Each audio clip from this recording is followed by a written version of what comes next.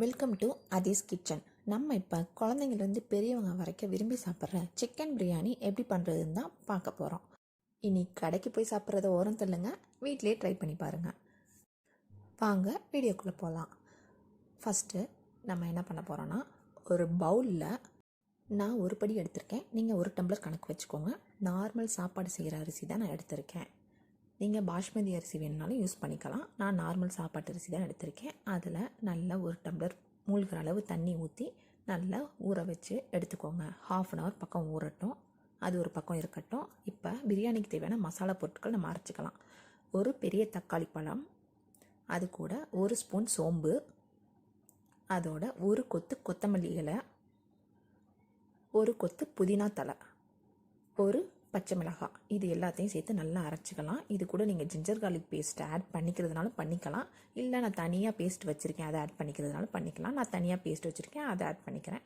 2 spoon குக்கரில் நல்லா எண்ணெய் விட்டுக்கோங்க. அதே மாதிரி 2 ஸ்பூன் நெய் விட்டுக்கோங்க. ஏன்னா சாதம் அப்போ தான் ஒன்றோடு ஒன்று ஒட்டாமல் நல்லா சூப்பராக இருக்கும். இப்போ மசாலா பொருள் ஆட் பண்ணிக்கலாம். பட்டை, கிராம்பு, ஏலக்காய், ஸ்டார் பூ, இது 4ஐயும் சேர்த்துக்கலாம். சேர்த்து நல்லா வதக்கிக்கலாம். அதோட 1 பச்சை மிளகாய் சேர்த்து நல்லா வதக்கிக்கலாம். அது கூட 2 பெரிய வெங்காயத்தை நல்லா கட் பண்ணி அதையும் சேர்த்து நல்லா பொன்னிறமாக வர வரைக்கும் வதக்கி எடுத்துக்கோங்க. அது கூட கல்லுப்பு போட்டால் இன்னும் சீக்கிரமாகவே இன்னும் நல்லாவே வதங்கும். அது கூட ஜிஞ்சர் கார்லிக் பேஸ்ட் அரைச்சி வச்சுருக்கேன் ஆல்ரெடி நான், அதில் 1 ஸ்பூன் சேர்த்துக்கிறேன். நம்ம இப்போ ரீசெண்டாக அரைச்ச மசாலா பொருளை அதோட சேர்த்துக்கோங்க. அது கூட லெமன் ஜூஸ் 1/2 லெமன் பிழிஞ்சு விட்டுக்கோங்க. அது கூட கருவேப்பிலை இலையை 1 கொத்து கிள்ளி போட்டுக்கோங்க. இது கூட நம்ம என்ன பண்ண போகிறோன்னா, இப்போ மசாலா பொருள் chilli powder, coriander powder and Kashmiri chilli மேலே கொடுத்துருக்க அளவு எடுத்து அதில் போட்டுக்கிறோம். இதை நல்லா ஒரு வதக்கிக்கிட்டு இது கூட நம்ம கேர்ட் ஆட் பண்ணிக்க போகிறோம். சிக்கன் போடுறதுக்கு முன்னாடி கேர்ட் ஆட் பண்ணிக்கிட்டிங்கன்னா நல்ல சிக்கனோடு அது நல்லா மிக்ஸ் ஆகி நல்லா உங்களுக்கு வெந்து கொடுக்கும் சிக்கன். இப்போ சிக்கன் ஆட் பண்ணிக்கலாம். சிக்கனோடு நம்ம உடனே தண்ணி சேர்க்க வேணாம். சிக்கன் ஒரு 10 நிமிஷம் பச்சை வாடை போகிற வரைக்கும் நல்லா வதக்கிக்கோங்க. சிக்கன் நல்லா வதங்கட்டும். 10 நிமிஷம் அதுலேருந்தே தண்ணி வரும். நல்லா வதக்கி எடுத்துக்கோங்க. அதோட ஸ்மெல்லாம் போனதுக்கு அப்புறம் நம்ம தண்ணி ஆட் பண்ணிக்கலாம். இப்போ நம்ம கொதிச்சிருச்சு, நல்லா தண்ணி ஆட் பண்ணிக்கிறோம். இதில் 3.5 கப் தண்ணி எடுத்திருக்கேன் நான். இதே பாஸ்மதி ரைஸாக இருந்ததுன்னா 1 கப் அரிசிக்கு 1 கப் தண்ணி ஊற்றிக்கோங்க. இது நான் 3.5 கப் எடுத்திருக்கேன் நார்மல் சாப்பாட்டு அரிசிக்கு. ஓகே, இப்போ ஊற்றியாச்சு. இது நல்லா கொதித்து வரட்டும்.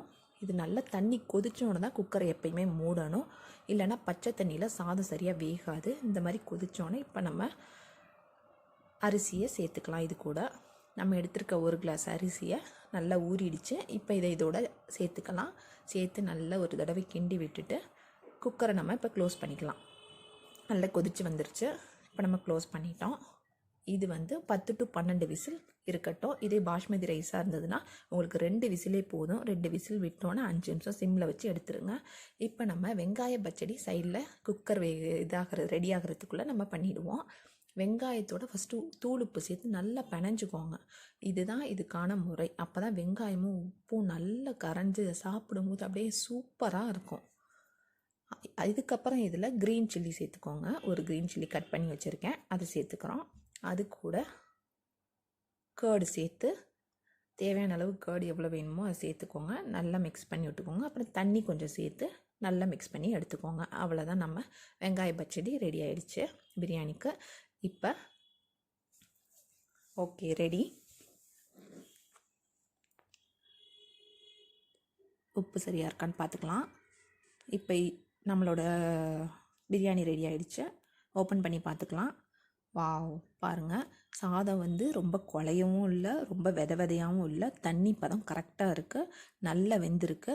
இதே மாதிரி தான் இதே அளவோடு எடுத்துக்கோங்க. இப்படி தான் இருக்கணும். இப்போ பாருங்கள், நல்ல டிஃப்ரென்ஸ் தெரியும் உங்களுக்கு. சாதம் ஒன்றோட ஒன்று ஒட்டலை, நல்லா வந்திருக்கு. இப்போ சர்வ் பண்ணிடலாம். சுட சுட பிரியாணியும் அதுக்கு வெங்காய பச்சடியும் சிக்கன் 65யும் சேர்த்து சாப்பிட்டா எப்படி இருக்கும்? சூப்பராக இருக்கும்ல. இந்த சிக்கன் 65 எப்படி செய்கிறது நம்ம அடுத்த வீடியோவில் பார்க்கலாம். இப்போ இந்த வீடியோ உங்களுக்கு பிடிச்சிருந்தா மறக்காமல் சப்ஸ்கிரைப் பண்ணிவிடுங்க. தேங்க்யூ.